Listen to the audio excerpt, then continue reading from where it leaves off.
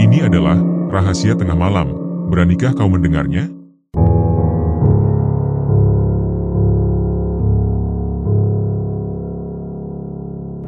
Pada suatu pagi yang cerah, 3 pemuda bernama Bagas, Dika, dan Dimas bersiap memulai perjalanan yang telah lama mereka rencanakan. Mereka adalah sahabat karib yang sama-sama memiliki ketertarikan besar pada petualangan, terutama yang berkaitan dengan dunia mistis. Tujuan perjalanan kali ini adalah Alas Purwo, sebuah hutan di Banyuwangi, Jawa Timur, yang terkenal sebagai salah satu tempat paling angker di Indonesia. Hutan ini menyimpan banyak misteri serta legenda yang hidup di tengah masyarakat. Setelah menyiapkan perlengkapan berkemah, mereka berangkat penuh semangat dengan mengendarai sepeda motor. Semakin dekat ke kawasan hutan, jalanan yang mereka lalui terasa kian sepi dan sunyi. Saat tiba di sebuah perkampungan di dekat Alas Purwo, mereka berhenti sejenak untuk beristirahat sekaligus menanyakan arah. Di depan sebuah warung kopi, seorang lelaki tua memperhatikan mereka dengan tatapan penuh arti. Ketika mendengar bahwa ketiga pemuda itu hendak berkemah di dalam hutan, lelaki tersebut tampak menarik napas panjang sebelum akhirnya memberi peringatan. Ia menyebutkan bahwa Alas Purwo bukanlah tempat sembarangan, dan di dalamnya terdapat aturan-aturan tak tertulis yang tidak boleh dilanggar, terutama ketika malam tiba. Bagas dan Dimas mendengarkan dengan penuh perhatian, sedangkan Dika hanya menanggapinya dengan senyum tipis, seolah menganggap semua peringatan itu hanyalah cerita lama yang dibuat untuk menakut-nakuti pendatang. Lelaki tua itu kemudian menambahkan pesan agar mereka berhati-hati, tidak berbicara sembarangan, tidak mengambil sesuatu yang bukan milik mereka, serta tidak pernah merasa lebih hebat dari alam. Setelah itu, ia beranjak pergi, meninggalkan mereka yang kembali melanjutkan perjalanan usai membeli perbekalan makanan dan minuman. Ketika memasuki kawasan hutan, suasana menjadi semakin sunyi. Angin bertiup pelan, menggoyangkan pepohonan tinggi yang seakan mengawasi langkah-langkah mereka. Dika, yang sejak awal dikenal sebagai pribadi ceroboh dan suka bercanda, tampak tidak peduli dengan situasi sekitar. Ia bahkan bersiul riang sambil sesekali menggoda kedua sahabatnya, menyepelekan cerita-cerita mistis yang selama ini melekat pada Alas Purwo. Bagas mencoba mengingatkan agar ia tidak sembarangan, karena tempat yang mereka masuki bukanlah tempat biasa. Namun, Dika hanya menanggapinya dengan sikap santai, seolah tidak ada yang perlu dikhawatirkan. Dimas hanya bisa menghela napas panjang. Meski sudah terbiasa dengan sikap Dika, kali ini firasatnya terasa berbeda. Ia merasa mereka harus jauh lebih berhati-hati. Matahari mulai merunduk di ufuk barat ketika mereka menemukan sebuah lokasi yang dianggap cocok untuk mendirikan tenda. Dengan sigap, mereka menyiapkan perlengkapan serta menyalakan api unggun agar malam tidak terasa terlalu dingin. Namun, ketika kegelapan mulai menyelimuti hutan, suasana berubah semakin mencekam. Di antara suara angin dan jangkrik, terdengar bisikan samar yang seakan muncul dari sela-sela pepohonan. Meski begitu, Dika tetap saja bersikap santai. Ia kembali bersiul dan bahkan berseloroh mengenai kemungkinan bertemu dengan sosok perempuan cantik dari alam lain. Tanpa disadari, sesuatu di balik kegelapan mulai memperhatikan keberadaan mereka. Malam semakin larut. Api unggun yang semula menyala terang kini hanya menyisakan bara yang sesekali mengeluarkan percikan kecil. Angin malam membawa aroma tanah basah bercampur dedaunan kering, sementara suara serangga malam berpadu dengan desir angin, menciptakan irama hutan yang penuh misteri. Bagas dan Dimas mulai dilanda kantuk, sesekali menguap sambil membenarkan posisi duduk. Sementara itu, Dika masih terjaga, bersandar pada batang pohon dengan tangan yang sibuk memainkan sepotong kayu. Matanya yang masih segar kemudian menatap ke arah kegelapan. Samar-samar, ia menangkap bayangan sesuatu yang bergerak di antara pepohonan. Seketika tubuhnya menegang. Di sana, tidak jauh dari tempat mereka berkemah, berdirilah seorang gadis bergaun panjang berwarna merah. Rambut hitamnya terurai hingga hampir menyentuh pinggang. Wajahnya samar tertutup remang malam, namun lekuk tubuhnya tampak jelas di bawah cahaya bulan yang menembus sela dedaunan. Dika terdiam. Ia bertanya-tanya dari mana gadis itu datang, sebab hutan ini dikenal tidak berpenghuni. Apakah mungkin ada kelompok pendaki lain di sekitar sana? Bukannya takut, Dika justru merasa tertarik, sebab meskipun wajahnya belum terlihat jelas, sosok itu tampak begitu memesona. Ia mencoba berkomunikasi dengan gadis tersebut, namun tidak mendapat jawaban. Sosok itu hanya berdiri dan menatapnya dengan sorot mata yang sulit dimengerti. Bagas dan Dimas yang sudah terlelap membuat Dika enggan membangunkan mereka hanya untuk hal sepele. Rasa penasaran semakin menguasai dirinya. Dengan hati-hati, ia melangkah mendekati gadis berbaju merah itu. Aneh, sebab setiap kali ia melangkah maju, sosok itu perlahan mundur ke dalam kegelapan. Langkah Dika terhenti sejenak. Ada perasaan bahwa sesuatu tidak beres, tetapi rasa ingin tahunya justru semakin besar. Ketika gadis itu tersenyum, bulu kuduknya berdiri. Senyuman itu terlihat terlalu lebar dan begitu misterius. Hawa dingin yang semula terasa biasa kini berubah menusuk tulang, menghadirkan rasa tak nyaman yang sulit dijelaskan. Namun, entah mengapa, Dika tetap merasa tertarik untuk terus menatapnya. Senyuman gadis itu begitu menggoda, bibir merahnya melengkung sempurna seolah mengundang. Sorot matanya menembus dada Dika, membuat jantung pemuda itu berdegup semakin kencang. Bagas dan Dimas yang terbangun karena merasakan hawa dingin tiba-tiba, mendapati Dika berdiri terpaku di dekat sebuah pohon. Tubuhnya condong ke depan, seakan tertarik oleh sesuatu yang tak kasat mata.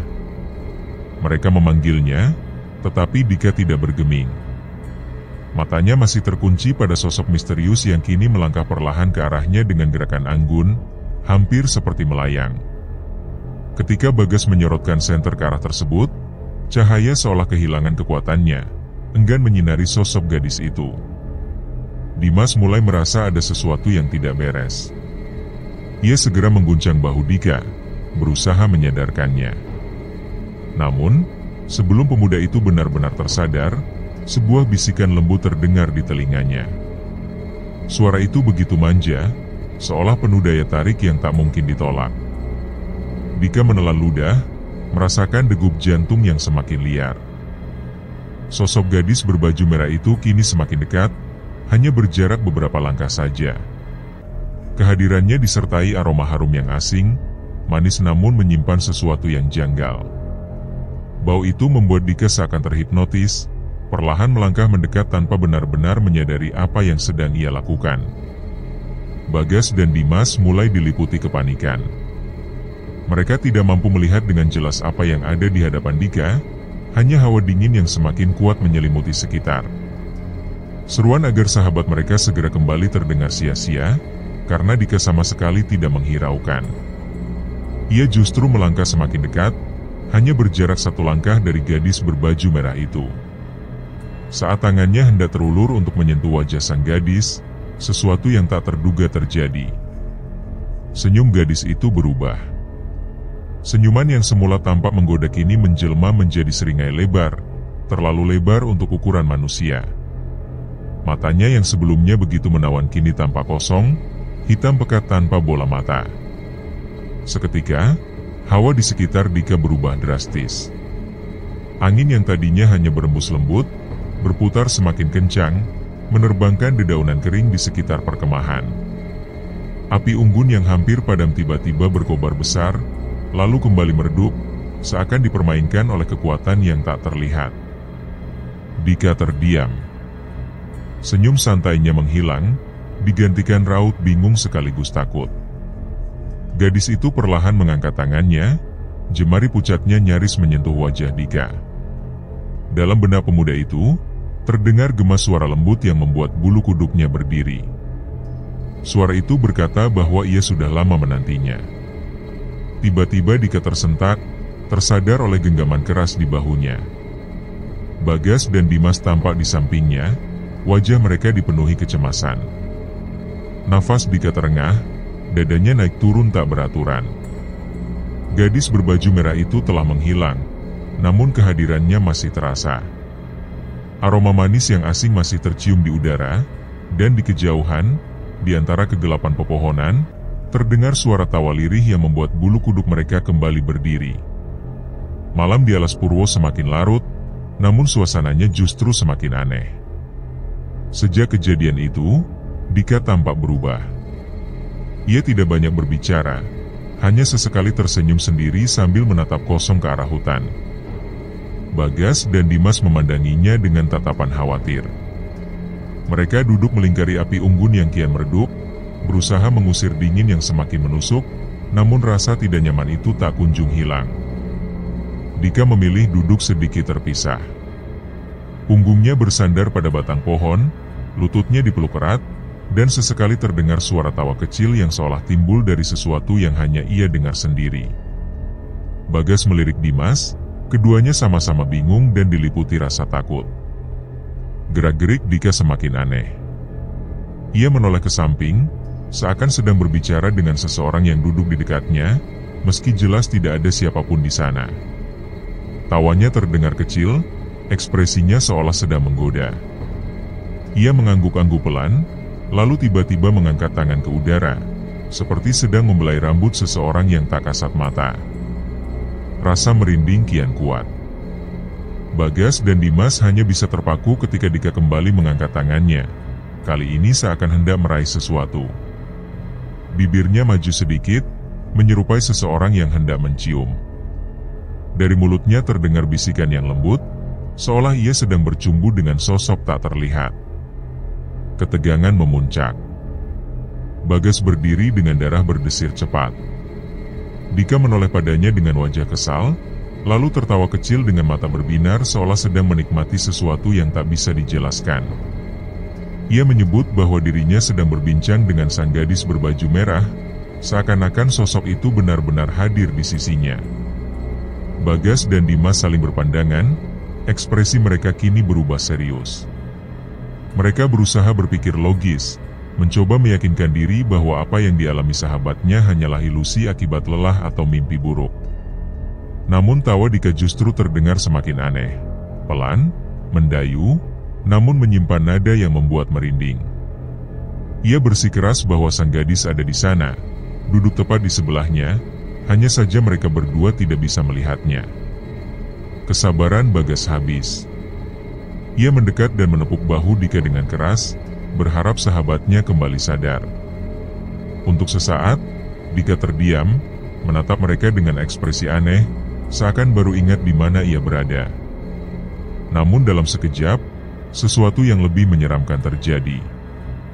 Leher Dika bergerak perlahan, seperti sedang mendengarkan bisikan di telinganya. Matanya yang semula cerah kini menyipit, bibirnya melengkung membentuk senyum mengganggu.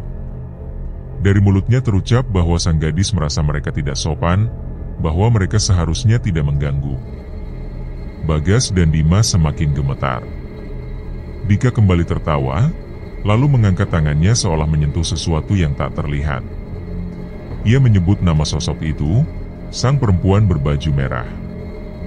Perasaan tidak beres kini semakin kuat.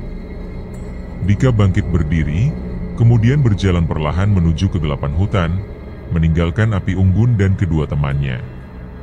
Bagas segera mengejarnya, begitu pula Dimas, namun langkah Dika terasa ringan, seakan ada yang menggandeng tangannya dan menuntunnya masuk ke dalam pekatnya malam.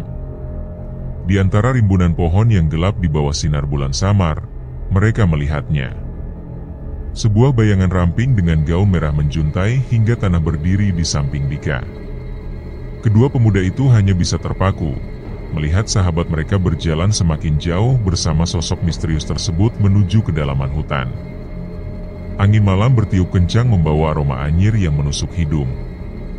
Api unggun yang tersisa bergetar seakan hendak padam sepenuhnya. Bagas dan Dimas berdiri kaku, tubuh mereka menegang, mata terpaku pada Dika yang kini berhenti di depan mereka. Tubuh pemuda itu tampak kaku. Matanya setengah tertutup, bibirnya menyunggingkan senyum tipis yang janggal. Kepala sedikit menunduk, nafasnya teratur, namun tubuhnya sama sekali tidak bergerak, seakan tenggelam dalam sebuah trans yang dalam. Bagas memberanikan diri melangkah, mengguncang bahu sahabatnya. Dimas ikut mencoba, berharap Dika tersadar. Namun sebelum usaha itu berhasil, sesuatu muncul di belakang Dika. Sebuah bayangan besar menjulang, membuat udara di sekitar terasa berat, seakan menekan dada mereka. Kedua pemuda itu terbelalak. Sosok mengerikan itu kini berdiri di balik sahabat mereka, sebuah wujud tinggi dengan aura gelap yang mencekik. Ia menyerupai perempuan berambut panjang yang menutupi sebagian tubuh, dengan gaun koyak yang melayang seolah tidak terikat gravitasi. Namun yang paling mengerikan adalah matanya. Dua bola mata merah menyala, bersinar tajam menembus pekat malam, menatap lurus ke arah mereka. Bagas mundur selangkah, tubuhnya mulai gemetar hebat. Dimas hanya mampu mengangguk kaku, bulu kuduknya berdiri, seluruh tubuhnya membeku oleh kekuatan gaib yang mendadak menyergap. Sosok bayangan itu berdiri diam di belakang Dika, tidak bergerak sedikit pun, namun kehadirannya begitu nyata, begitu dekat, seakan jika mereka maju satu langkah saja, hawa dinginnya akan langsung terasa menembus kulit. Ketika rasa ngeri itu semakin menekan, telinga mereka mulai menangkap sesuatu. Suara bisikan samar terdengar menyebut nama mereka berulang kali. Semula terdengar jauh, namun lama-kelamaan semakin dekat, hingga seakan berada tepat di telinga. Bagas dan Dimas menoleh ke sekeliling, mencari sumber suara itu, tetapi yang mereka lihat hanyalah kegelapan hutan yang pekat, tanpa wujud selain mereka bertiga. Rasa takut semakin mencekik. Dimas mencengkeram lengan Bagas erat-erat, memohon agar mereka segera menyadarkan Dika. Bagas mengangguk cepat, lalu dengan panik mengguncang tubuh sahabatnya lebih keras. Namun, tubuh itu tetap kaku, wajahnya menyeringai semakin lebar. Dari bibir Dika, meluncur suara lirih yang bukan miliknya. Suara perempuan bergema lembut, namun menyeramkan, menuntut agar mereka tidak mengganggu. Tubuh Bagas kini diliputi keringat dingin, sementara Dimas merapat, menahan rasa takut yang semakin menggila. Aroma anyir tiba-tiba merebak, menyengat, seperti darah yang membusuk. Bau itu membuat perut Dimas mual hingga hampir muntah. Tiba-tiba, langkah kaki terdengar mendekat dari belakang mereka. Bukan langkah manusia, melainkan suara sesuatu yang diseret di atas tanah berdaun kering, berulang kali bergesek menimbulkan bunyi seret panjang. Mereka membeku, ingin menoleh, namun naluri seakan melarang. Jantung mereka berpacu liar, setiap detik langkah itu terdengar semakin dekat, hingga seakan berada tepat di belakang kepala. Ketakutan mencapai puncaknya. Dimas akhirnya menarik tangan Bagas, memaksanya berlari. Bagas dengan panik mencoba menyeret Dika agar ikut, namun tubuh sahabatnya itu terasa berat dan kaku seperti batu.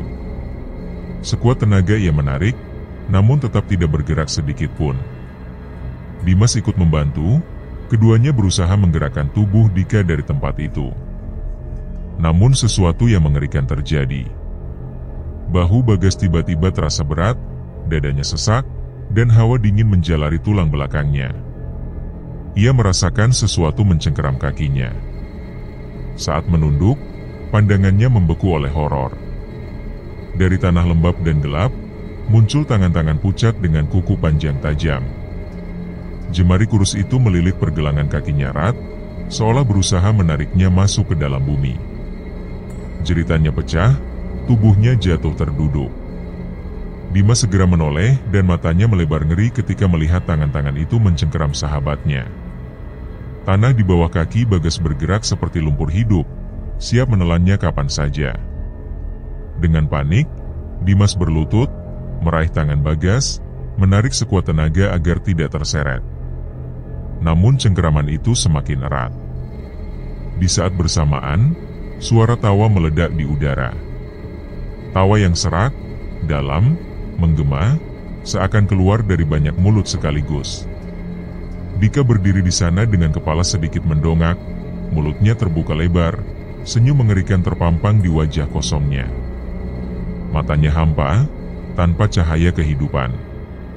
Tawa itu pecah semakin keras, histeris, seakan ada sesuatu yang merasukinya. Suaranya kini berubah, dalam, bergema, bukan lagi miliknya. Kata-kata penuh ancaman keluar dari mulutnya, menyatakan bahwa sahabat-sahabatnya tidak akan bisa mengambilnya. Dika mengangkat tangannya ke udara, lalu tubuhnya tersentak ke belakang dengan gerakan tidak wajar, seolah ditarik oleh kekuatan tak kasat mata. Tubuhnya bergetar keras, bukan seperti orang kedinginan, melainkan seperti dikuasai oleh sesuatu. Dari mulutnya terdengar erangan rendah, perlahan berubah menjadi tangisan panjang, menyayat hati, penuh kesedihan bercampur dendam. Tangisan itu bergema, terdengar seakan berasal dari dalam tubuhnya sendiri. Bagas dan Dimas membeku, tubuh mereka dingin membatu. Tangisan itu membuat darah seakan berhenti mengalir. Dimas mundur selangkah, wajahnya pucat pasi, menyadari bahwa sahabatnya tidak lagi sama. Sekejap kemudian, tawa Dika pecah kembali, kali ini lebih nyaring, lebih gila. Lehernya perlahan miring ke samping pada sudut mustahil, terdengar jelas suara tulang patah. Namun ia tetap berdiri tegak, tertawa tanpa henti. Matanya berubah, yang tadinya hanya kosong kini menjadi hitam pekat, kelam tanpa ujung, seperti jurang tanpa dasar. Dari dalam kegelapan itu, perlahan muncul dua titik merah kecil yang menyala seperti bara api. Keberanian Dimas hancur, tangannya gemetar saat menarik Bagas lebih kuat, mendesak agar mereka segera pergi. Namun kaki Bagas semakin sulit digerakkan, seakan semakin dalam tertanam di tanah. Tangan-tangan gaib itu menariknya lebih kuat. Dika kembali mengangkat tangannya, angin langsung berputar semakin kencang. Api unggun yang hampir padam tiba-tiba berkobar besar, lalu padam sepenuhnya, meninggalkan mereka dalam kegelapan pekat. Dari kegelapan itu, suara menyeramkan terdengar. Bukan lagi suara Dika, melainkan sesuatu yang lain, penuh dendam dan kepemilikan, menuntut bahwa ia adalah miliknya. Dengan sisa tenaga, Bagas berhasil melepaskan diri dari cengkeraman tangan-tangan gaib. Ia bangkit, menarik Dimas menjauh. Namun pandangan mereka kembali membeku ketika melihat tubuh Dika. Pemuda itu perlahan melayang, beberapa sentimeter di atas tanah. Kakinya tidak lagi menyentuh bumi, kepalanya menunduk, rambutnya menjuntai menutupi wajah. Dari dalam kegelapan yang semakin pekat, terdengar suara perempuan yang pelan namun jelas, menyatakan bahwa ia telah lama menunggu. Bagas dan Dimas tidak sanggup lagi bertahan. Dengan sisa keberanian yang tersisa, mereka berlari sekuat tenaga meninggalkan sahabatnya, yang masih melayang dalam lingkaran bayangan pekat. Namun saat mereka berlari, tawa Dika terus menggema di belakang mereka, mengikuti langkah-langkah mereka yang terhuyung. Hutan alas Purwo kini terasa semakin mencekam. Pepohonan di sekeliling seakan merapat, menciptakan dinding alami yang membuat udara semakin sesak. Angin malam berubah menjadi pusaran dingin menusuk tulang. Bagas dan Dimas berlari tanpa arah, nafas mereka memburu, keringat dingin membasahi tubuh meski udara begitu membeku. Yang penting bagi mereka hanyalah menjauh sejauh mungkin dari tempat itu, dari Dika, dan dari segala kengerian yang baru saja terjadi. Namun, langkah mereka mendadak terhenti. Dari depan, terdengar suara langkah kaki ringan.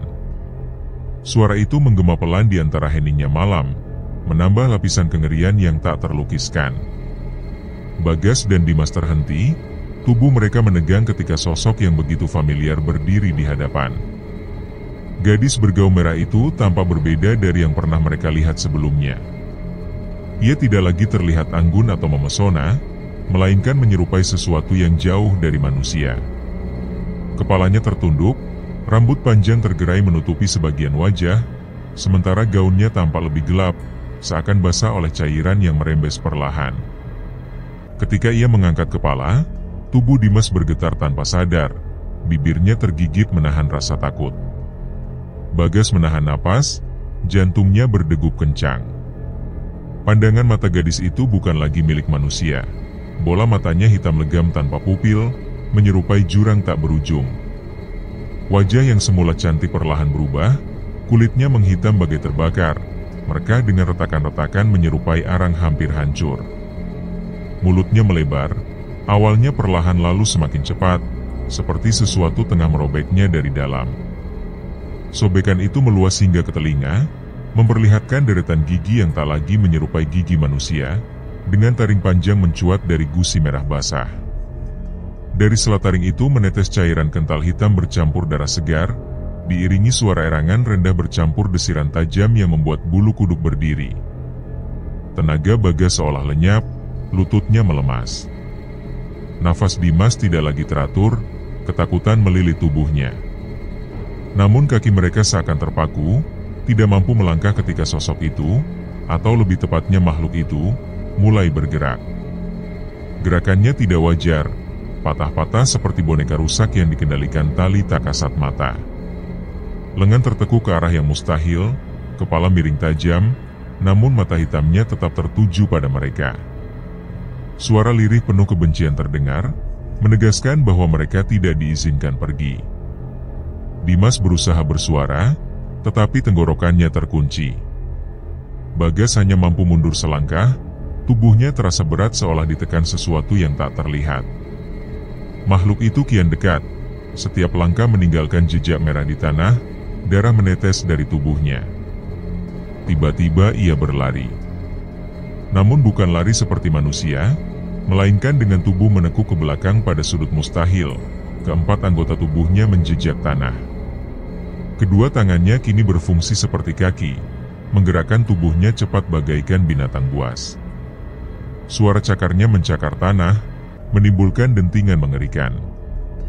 Bagas dan Dimas menjerit serempak, lalu berlari sekencang mungkin tanpa pikir panjang. Namun hutan itu seperti tidak berujung. Pohon-pohon tinggi menjulang, kegelapan menelan pandangan, dan napas mereka terasa tercekik. Yang paling menakutkan, suara langkah makhluk itu masih terdengar di belakang. Semakin dekat, semakin cepat. Bisikan menyeramkan bergema di telinga mereka, menegaskan bahwa pelarian adalah sia-sia. Bagas menjerit, Dimas hampir terjatuh namun memaksa kakinya terus berlari. Tiba-tiba sesuatu meraih pergelangan Bagas, tangan panjang kurus dengan kuku tajam berlumuran darah. Bagas tersungkur, wajahnya nyaris membentur akar pohon. Dimas panik, hendak menolong, namun bahunya dicengkeram keras dari belakang. Ia menoleh, dan di sanalah makhluk itu berdiri begitu dekat, dengan mulut robek lebar, taring meneteskan darah, serta tatapan hitam pekat menusuk ke dalam jiwa. Senyum mengerikan menghiasi wajahnya, penuh kegilaan. Jeritan Dimas tertelan kegelapan, segalanya mendadak menjadi hitam. Tubuhnya terjatuh, nafasnya terengah-engah, menggigil hebat. Bagas masih tersungkur, wajahnya pucat pasi, mata membelalak ketakutan. Makhluk itu terus bergerak dengan kecepatan mustahil, mulut robeknya meneteskan cairan hitam berbau anyir yang menusuk hidung. Suaranya menggaung, mengklaim bahwa mereka adalah miliknya. Udara sekitar kian dingin, dada terasa ditekan beban tak kasat mata. Dimas berusaha merangkak, matanya berkaca-kaca, tangannya gemetar hebat. Bagas menggigil tak karuan, bibir bergetar tanpa kata. Rasa malu bercampur takut, hingga ia bahkan tak peduli lagi pada tubuhnya yang lemah. Ingatan samar berkelebat di benak Dimas, ujangan warga setempat tentang Alas Purwo. Mereka pernah diperingatkan untuk selalu membawa garam dan doa sebagai penolak gangguan. Dengan tangan gemetar, Dimas meraba saku celana, hingga menemukan sekantong kecil garam yang nyaris ia lupakan. Dengan suara serak penuh ketakutan, ia memohon Bagas bertahan.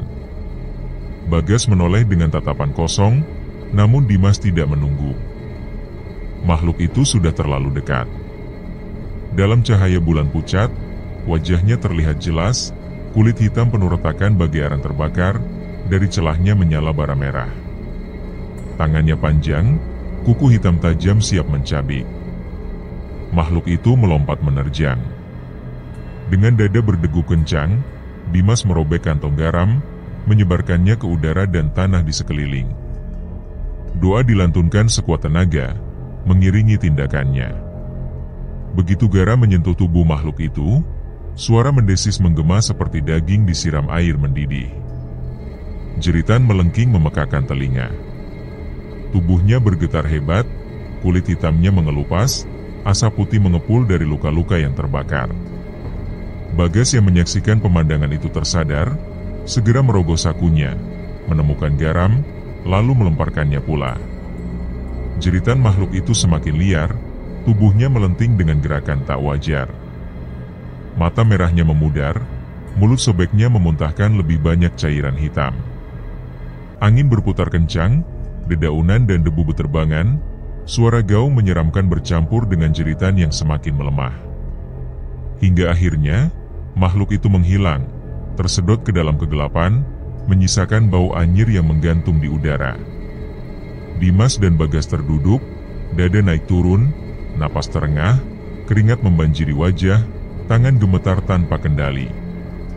Mereka saling berpandangan, sulit percaya masih bernyawa setelah menghadapi sesuatu di luar akal manusia. Namun kelegaan itu tidak bertahan lama. Sebuah suara lirih kembali terdengar, membuat bulu kuduk meremang. Di balik bayangan pepohonan, sosok Dika tampak berdiri. Ia tidak lagi menyerupai manusia. Tubuhnya kurus, matanya tetap kosong, bibirnya tersenyum aneh.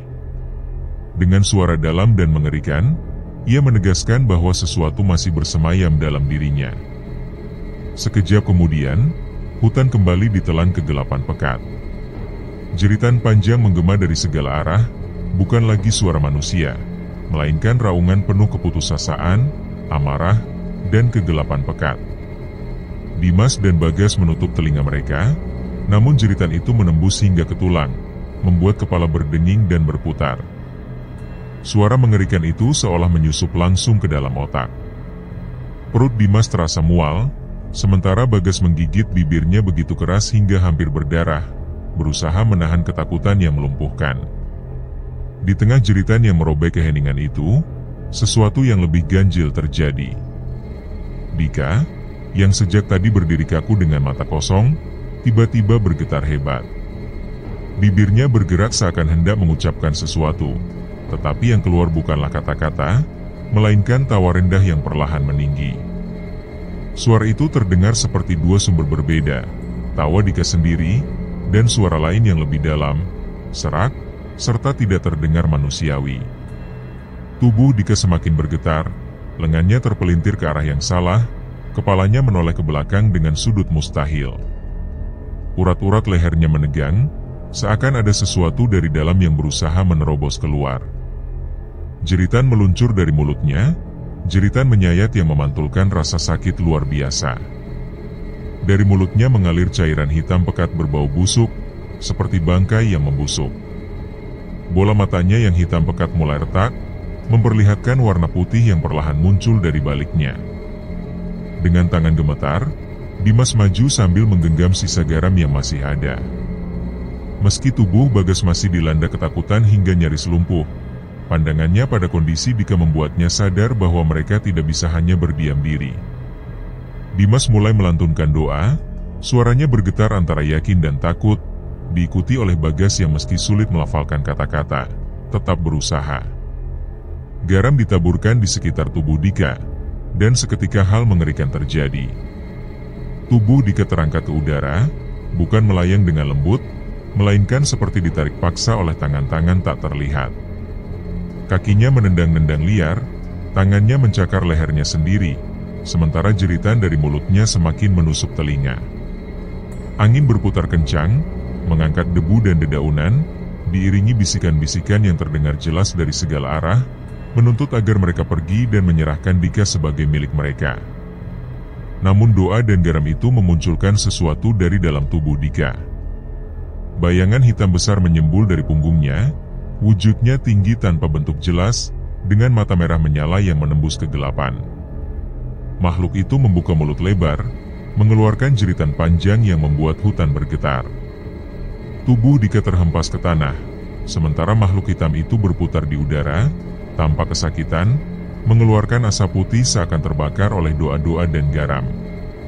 Angin bertiup semakin kencang, pepohonan bergemuruh, lalu tiba-tiba segalanya terhenti. Sunyi mendadak menyelimuti hutan. Makhluk itu lenyap, hanya tersisa napas terengah-engah Dimas dan Bagas yang masih berusaha mencerna apa yang baru saja terjadi. Pandangan mereka terarah pada Dika yang tergeletak tak bergerak.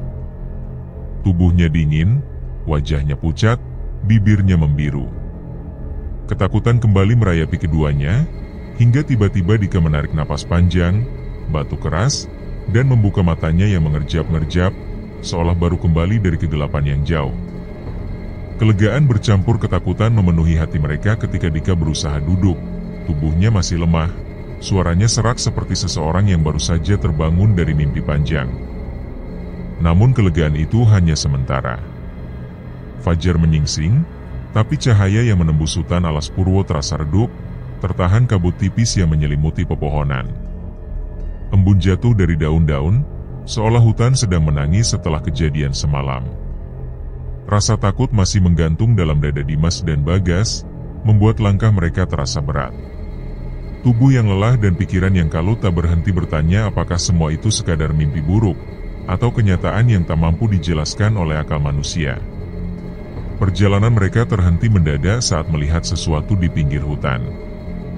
Tubuh Dika tergeletak di tanah basah, posisinya aneh, seolah dilempar oleh kekuatan tak kasat mata. Pakaiannya kotor dan sobek, namun yang membuat keduanya membeku adalah luka-luka mengerikan yang memenuhi tubuhnya. Cakaran panjang dan dalam terlihat di lengan, dada, bahkan wajahnya, seolah dibuat oleh cakar tajam milik makhluk bukan manusia. Beberapa luka masih segar, darahnya mengering bercampur tanah, sementara bibirnya membiru seakan nyawanya hampir direbut kegelapan. Wajah Dika pucat pasi, napasnya sangat lemah, nyaris tak terdengar. Dengan hati berdebar, mereka memastikan bahwa ia masih bernapas, meski tipis. Tanpa menunda, mereka berusaha mengangkat tubuhnya, menyeretnya menjauh dari tempat itu.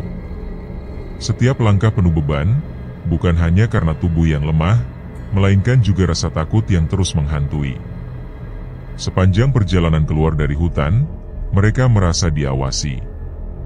Bayangan-bayangan bergerak di antara pepohonan, meski tak ada angin yang bertiup. Suara langkah kaki lain terdengar, bukan milik mereka. Nafas terasa tercekik, namun mereka tak berani menoleh ke belakang, teringat pesan orang-orang desa untuk tidak melakukannya. Setelah menempuh jarak panjang, akhirnya jalan desa terlihat. Kelegaan sempat mengisi dada mereka, tetapi sebelum benar-benar meninggalkan hutan, bau anyir kembali menyeruak, membuat bulu kuduk meremang. Langkah dipercepat, nyaris berlari, hingga akhirnya kaki menginjak tanah desa. Cahaya matahari yang lebih terang menyambut, namun kehangatannya terasa semu. Ketakutan masih membekas kuat di hati mereka. Beberapa warga desa segera menghampiri saat melihat kondisi mereka. Wajah-wajah itu berubah khawatir ketika menyadari tubuh Dika penuh luka. Sementara Dimas dan Bagas tampak seperti orang yang baru saja selamat dari kematian. Seorang kakek tua dengan wajah penuh keriput dan sorot mata yang seakan menyimpan rahasia masa lalu melangkah perlahan mendekati mereka. Balutan kain batik lusuh melekat pada tubuhnya, sementara tangannya menggenggam sebuah tongkat kayu yang tampak sudah setua usianya. Tatapan matanya lama terarah pada mereka, seolah sudah mengetahui lebih dulu apa yang sebenarnya terjadi. Udara di sekitar seketika berubah dingin, meski matahari telah tinggi di langit. Dimas dan Bagas saling berpandangan, merasakan gelombang ketakutan baru yang menjalar ke dalam tubuh mereka. Dika masih tergeletak pingsan, namun ada sesuatu yang janggal pada wajahnya. Sebuah senyum samar muncul di sudut bibirnya. Bukan senyum damai dari seseorang yang sedang tertidur, melainkan senyum kelam yang menyimpan sesuatu yang tidak bisa dijelaskan. Matahari perlahan menampakkan diri di ufuk timur, tetapi sinarnya tampak redup, enggan sepenuhnya mengusir kegelapan. Embun menggantung di dedaunan, menghadirkan pemandangan yang semestinya menenangkan, namun pagi itu justru dipenuhi kegelisahan. Di rumah keluarga Dika, suasana terasa mencekam. Sebuah kamar kini kosong, sunyi, dan dingin, hanya tirai putih tipis yang bergerak pelan tertiup angin pagi. Di lantai kayu masih terlihat jelas jejak kaki basah, membentuk pola yang mengarah keluar rumah menuju hutan. Ibunda Dika masih terduduk di lantai kamar anaknya, tubuhnya lunglai dan matanya berlinang air mata. Kesedihan bercampur dengan ketakutan menghimpit dadanya, membuat tubuhnya bergetar hebat. Firasat buruk mencengkeram batinnya semakin erat.